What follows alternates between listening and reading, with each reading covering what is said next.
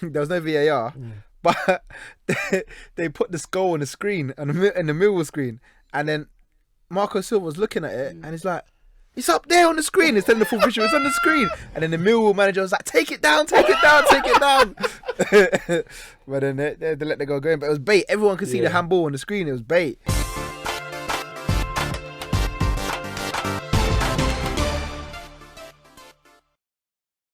Yes, guys, welcome to Neeks Sports Podcast, episode 13. Again, I'm here with Ramone and Kyle. Very good, interesting week of sport. We just, or weekend anyway, we've just had. I want to speak about, obviously, we had a big competition on the weekend, which is the FA Cup. And I know, Ramone, you wanted to focus more on the teams that were the shocks of the weekend. Definitely. We can start with the shocks. I'm more than happy to start with the shocks, but every team necessary will be covered. In depth or not, but they'll be covered. Where you want to start? I think we should start with Millwall. Millwall Everton on the weekend. Oh, did you see the fight? Yeah. I saw the guy's face and bruise under his eye and slashed his face. See Millwall, yeah. Disgusting. They've kept the same energy all till now, the whole time. Like they're just swingers. Them men are just on swinging all the time. Green Street exposed them, and they just got back on the wagon and just carried on like it was no business. They even know how most of them are even in prison already for doing this stuff. But then, like someone was saying earlier about, like on the radio, about the police don't even control it, because like they just arrange to just meet up somewhere and swing it out anyway. So like the police have to find out where it is and all that sort of stuff, and then go after. So majority of the time, just let everyone go. There's so many of them, don't even arrest them. Just let them go about their business. So, oh man, they're just. I saw Vuj. He tweeted saying something like, you'd love to have Millwall in the Prem, and I'm like, no, I do not want Millwall in this Premier League, because if I'm going to games, I fully know I'm not going. If Millwall in the Premier League, I'm not going to no Millwall games. There's no fan counts for nobody. It'll be hilarious. For who? For everyone that's watching your fan count. They're not gonna video them coming out, bro. Corpse, morgue. That's where you're gonna see me. Yeah. Nah, I'll be your personal bodyguard. Listen, I ain't going nowhere near. So I'll tell you, I hope they don't get to the Premier League, because that kind of thuggery. That's what it is. I don't need. And you know what you're dealing with? Because I had a Millwall fan when I was at work, a place that I used to work at, and he was like, when we go to games and we know that there's a certain game, like say in FA Cup, like playing Everton, and they know that they want to swing it out and they'll fight, and you can't like bring weapons into the stadium, etc. They're prepared to make weapons. The guy was like, oh, we will, like, as we're coming off the train, we'll pick up like the Metro, the newspaper and whatnot, go into the stadium, like, oh, you got a newspaper in your bag, yeah, that's fine, cool, get into the stadium, half time or full time or whatever, they come out, get their bear, drench the newspaper in the bear, roll up so it's heavy, and just start whacking men around. That's what you're dealing with. These guys are vicious, Yeah, they are completely. vicious. Completely. And I don't get it. Like, I don't get it.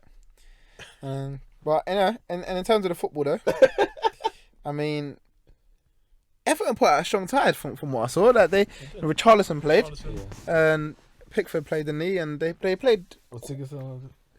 Sigurdsson was there. I don't know if he started, but he definitely was on the pitch. So like, they pretty much played a stronger team than most. It wasn't like they rested a lot of players, and okay, fair enough. They got beat by one of the goals was controversial VAR. I didn't hear about that. I wasn't. Well, what happened? So basically, like someone headed it. It was a free kick came across. Someone headed it back towards the goal, and then one guy put his hand out like that, and the ball hit his hand and went in. Like, it was bait. But then gave it. No, there was no VAR. It was at Millwall. Oh, okay. But the thing is, right, there was no VAR, but they put this goal on the screen, in the Millwall screen, and then Marco Silva was looking at it, and he's like, it's up there on the screen. It's telling the full visual. It's on the screen. And then the Millwall manager was like, take it down. But then they let the goal go in. But it was bait. Everyone could see the handball on the screen. It was bait. The thing with me when it comes to, obviously, we've spoken about VAR before. And I understand everyone can't have it every ground. But what I do believe is that for every team in that competition, you should have it. Yeah. So if everyone in the FA Cup can't have it, then you don't have it in the FA Cup at all. Yeah. Not like, I know some people say, if you can't have it in the Championship, and you shouldn't have it in the Premier League. It should be the same throughout. And I disagree with that because every competition is different. So everyone in the Premier League should have it. Yeah. But if teams in the FA Cup can't have it, which they can't. Yeah. Then you shouldn't have it in the competition at all because it literally comes to the point where the draw, whoever draws at home depends where you have VAR. Yeah, that means every match isn't equal. It's not equal. Yeah. Everyone will have a fair chance of going through. One team, the decisions are going to be correct. The other one is not going to be. 100%. So 100%. And also, I don't understand, but they talk about the technology not being readily available. But like right now, Barnet's playing Brentford. It's a televised game. You know, and Barnet they're not even a league, are they? They're a non-league team. So if you got a televised game, non-league with visuals going all over the world or the country, then you should be able to get that transmitted to a VAR to guys to look at it. I mean, I don't understand why it's only half the grounds. I mean, it's if it's that good as some part of that goal doesn't stand. Yeah. So it's a mess. It's an absolute mess. Was that the winning goal? No, it might have been the goal before the winning goal. Yeah, it's the goal before the winning goal. Yeah. But you know, I mean, I think if that goal doesn't go in, Everton may win the game because they were winning. So yeah, it's a shambles. Same with Chelsea against Wednesday. What happened? They were about to go 1-0 down. The ref gave a penalty and went to VAR and got overturned. Yeah, which should have been a corner. Yeah, that was mad. I don't understand that one because Ampadu kicked it out. He tackled him, kicked it out for a corner. Yeah, but then obviously gave the penalty. Incorrect decision. Then what's the correct decision? Correct decision is a corner. Yeah, it was like a free ball to Chelsea. Yeah, drop ball to Chelsea. It's like you forgot where the ball went. You didn't make a note of it. And then Chelsea went immediately straight up the pitch and then won their own penalty. And Williams scored it and it went 1-0 up. Had that been at Sheffield Wednesday, then exactly. Because there's no VAR there. Exactly. Yeah, so every game's not equal. So it's a bit messy still. Yeah. But yeah, Millwall obviously went through as the upset, and there was another upset, in it. Wimbledon beat West Ham 4-2. That was a more. Wimbledon went 3-0 up, innit? Yeah, they were 2-0 up at half time, I think, and then they got one goal just after half time. Yeah, and West Ham pulled 2 back. Good free kick from Anderson in one of them. Yeah. And then it was a last minute or late goal anyway, make it 4-2. I was like, damn, man. And all 3-0 down, he put on 3 big subs. Yeah, half time put on. Just dashed them on. Yeah, I think he was fuming. Cause I'm sure it was him. He was fuming with his players. Yeah, because he's like, you can't lose to Wimbledon. Man. Yeah, I know it's the FA Cup. It's magic, isn't it? But there's no excuse for it. You can't say, it's the FA Cup. These things happen. Nah. But are West Ham in a relegation battle? Should they have rested as many players as they did? They had a. See, no, they're not, I don't think they're in a relegation battle. And yeah, they'll be fine. And the thing is, it's like, are they resting players? I.e., people are tired, or is it a case of we've got 25-man squad kind of thing? These people ain't played, so I need to play them at some point, and they just obviously prioritize the Premier League games. Yeah, and I guess you would say like. West Ham, reserve team, second team, should be good enough to beat AFC Wimbledon. Well, clearly not. No. But so you would think that, even if we were to, rest Anderson or play someone else who needs game time, the team should be good enough. Yeah. So yes, if you put out a better team, it would have given more of a chance of winning. But maybe just West Ham weren't up for it. Yeah, maybe it was weird. There was when I was sort of listening to the start of it on the radio, and they were talking about who was it? As someone a Wimbledon, was it a Wimbledon fan or might have been Vinnie Jones who said something like 7 of the West Ham players are wearing gloves. They're not up for it. They're warming the way they were warming up. Just looked like they were lackluster. They weren't up for it from the start. And if Wimbledon can get in their heads, then they could win the game. But I mean, you never know exactly what's happening. But you could tell, like, as soon as the game started, like, they didn't, like, Wimbledon wanted it more than them. Yeah, definitely. I'm happy for Wimbledon still. Everything that's gone on with their history and that kind of stuff. Yeah. They're making moves up the table. The pyramid, shall I say. Any more upsets around? Spurs losing to Palace. Yeah, man. Big upset. Well, it wasn't. Yeah, in terms of two Premier League teams. Isn't it? Yeah, two Premier League teams. Away at Palace, they had bare injuries, and he rested players. So it's like, if a team like Spurs have injuries as much as they do, and we know that their first 11 is sick, and their bench isn't as good as their first 11, but they 1 or 2 can do a job. When they get 3 or 4 injuries, obviously Son was away. It's like you didn't. I think Eriksen wasn't even in the squad, like the 16, like at all. Like he was completely out. So what did he play? He got obviously Gazaniga, 5 Sanchez Vertonghen, Trippier, Dyer, Skip, Walker Peters, Nkudu, Llorente, Mora. Yeah. Sterling, Wanyama, and Lamela came on. Yeah, Son, Sissoko, Davis, Kane, Ali, injured. Obviously Eriksen not in the squad. Yeah, the team's weaker than I actually realised at the time. But then that's being said, Palace also rested. Wickham played ahead of Zaha? No, Zaha played. Oh. But I don't know who he played ahead of now. I don't know. It's No, changed because formation. Zaha normally plays up top. Yeah, I know, but he obviously someone that was obviously rested for Zaha.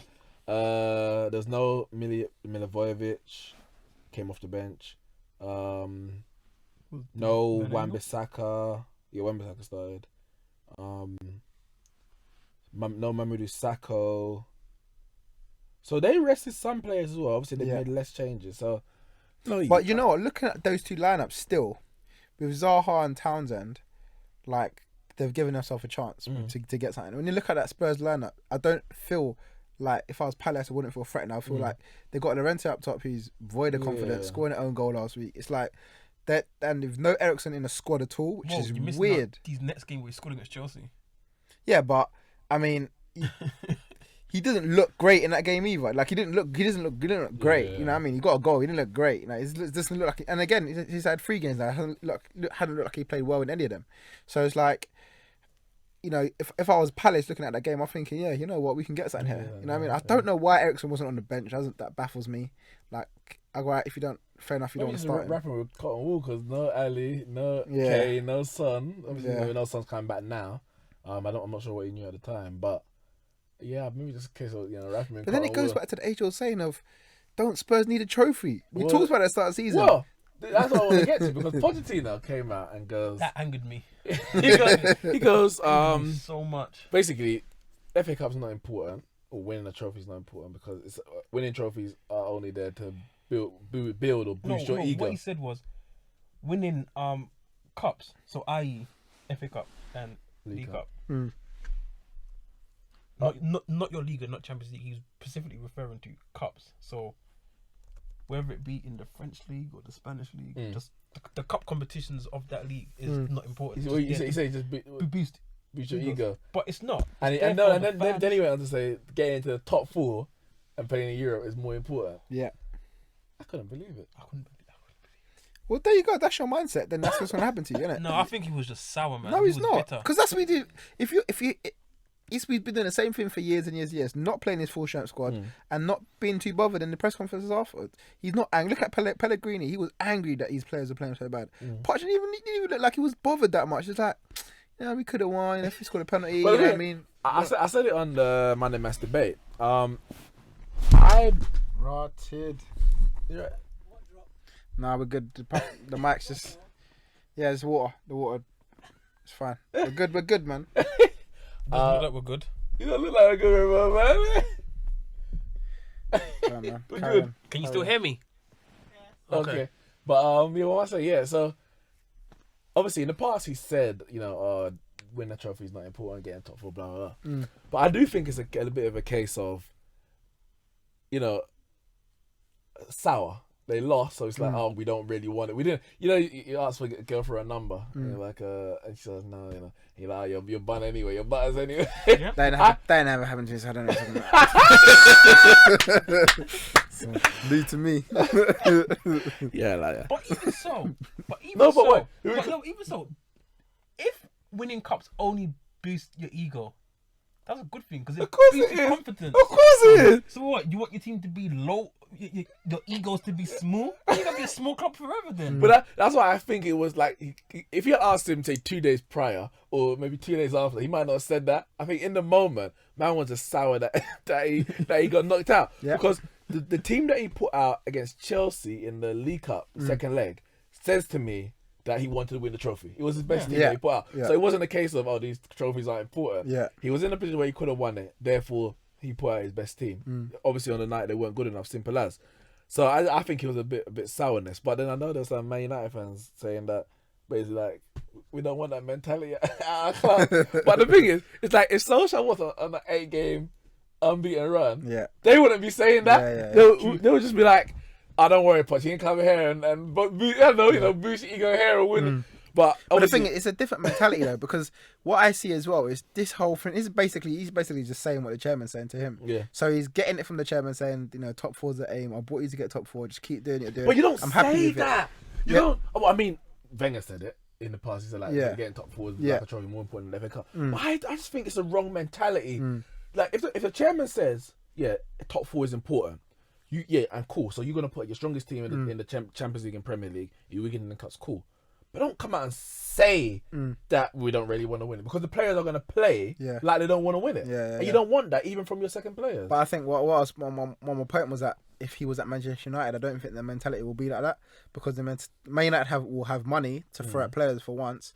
So their aim may still be to get in top 4, but because of the money they're giving to the manager, they'll expect to win trophies. So it'll be like, okay, get a top 4, but don't neglect the cups. You know what I mean? But with Spurs, with the money that is all going to the stadium and they ain't got multiple players, like your aim is top 4, and if you can win a trophy, but you know, somehow, some way, then fair enough. But you know, it's not going to have any bearing. Clearly, it's not having any bearing, and he doesn't care. Like he doesn't care. The chairman doesn't care. They don't care. People that care are the fans that you know that get bantered all the time because they ain't winning a trophy. So the thing is, I do like, obviously I know Arsenal fans, they were happy because, especially after the weekend, the Friday they had, to see their rivals get knocked out. It's like, you know, maybe a bit of heat of us. But I don't judge Tottenham in the same way I do Arsenal, because they don't have the same history as Arsenal. Arsenal in like their period of, I would say the period that Tottenham's in now is very similar to when Arsenal moved to the Emirates. Obviously hamstrung by the stadium, no money available, top 4 being the priority. But the difference is Arsenal came off the back of winning doubles and going unbeaten and challenging and getting to the FA Cup, Champions League final and that kind of stuff. So what happened in that period was like they were here and they went down there, whereas Spurs before now were down there and now they've come up here. So yeah, they're struggling to get to the other level, but I think even just being there is still an achievement, whereas Arsenal, when they dropped down there, it was like, okay, but that's not an achievement anymore. Maybe in hindsight, we're looking at it and we say, maybe Wenger did actually do very well with everything that was happening at the time. You know, Chelsea getting money, Man City getting money, Man United still spending, even though they were slightly hamstrung by the Glazers. And maybe in hindsight, we say, you know, Wenger did better than we gave him credit for at the time. But I don't know. Like, for me, Spurs are still a small club to me. So if they don't win a trophy, they weren't kind of supposed to win a trophy. They weren't favourites for me to win an FA Cup or win the League Cup or win the Premier League. They got good players, but I would never. I've never gone to any season and say, yeah, Spurs are favourite to win that, or I expect them to win that. Because but the reason why is because they don't go to win it. If Spurs, that's not why. I just don't think. I think there's teams that are better than them. Yeah, but based on their history, they're not. Especially in the past sort of 10 to 15 years, they've not gone out to try to win cups because they see other priorities, especially when they've been in a place of getting into the Champions League and that being their main priority. If Spurs had gone all out, for example, just 1 year to win an FA Cup and they managed to win one or whatever, if they started to build part of their history upon winning trophies, then we consider them as a team. But then we've had, even though the other team better than them in a cup competition, anything can happen. But in the last 2 years, obviously this year they played their best team against Chelsea, got knocked out. Last year they played the best team against Man United in the FA Cup, got knocked out. Year before that they played the best team against Chelsea in the FA Cup, got knocked out. So even when they get to that position, I just don't think they're good enough. So even though they put unless everyone else rests their players when they come to the crunch moments, I just don't think they're good enough to win it. Not that the players ain't got the quality, but maybe just as a club in total, it's like, yeah, you're not gonna do it. It's a mentality. It's a mentality of equality. And I think the reason why we have that in these sort of games is all about, can you have the mental strength to get through them? Because when you get to these stages of competitions and you play the big teams, it's all your player for player. There's not much to choose between them. So now it's all about who's got the mental capacity to get through it. Like when you see the FA Cup and Kieran Trippier stepping up to take a penalty, like, do you think to yourself, actually, have you got the mental capacity to take on Crystal Palace away from home? in a tough ground, in a tough atmosphere. Well, obviously, he doesn't because he completely missed it. So, you know, it's like these things keep happening to Spurs time and time again. Sometimes you can blame the manager for putting the players out in certain positions and stuff, but end of the day, they don't want to win a trophy. They don't want it.